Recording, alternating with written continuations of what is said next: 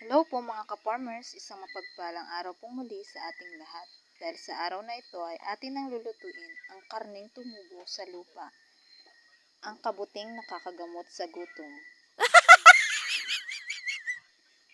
Bago natin maluto ang kabuti ay marami pang proseso o pamamaraan ng paglilinis at paghihimay nito. Una, dahil sa madikitan lupa sa puno ng kabuti, kinakailangan kong gumamit ng kutsilyo at bawasan ang balat sa ibabaw ng puno ng kabuti upang mapadali ang paglilinis nito. Pagkatapos linisin ang puno ng kabuti, ay paghihiwalay ng puno ng kabuti sa dahon at linisin mabuti ang puno at dahon ng kabuti.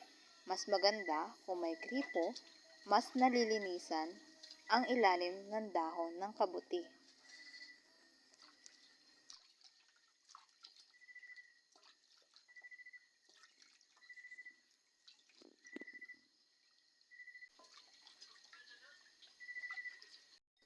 Pangatlo, paghihimay ng puno at dahon ng kabuti. Dahil sa malambot lang naman ang kabuti, ay huwag nating kaliitan ang paghihimay ng tangkay at dahon para hindi naman ito durog kapag naluto. Ito'y naluluto lang ng half cook, kahit isang kulo lang ay okay na.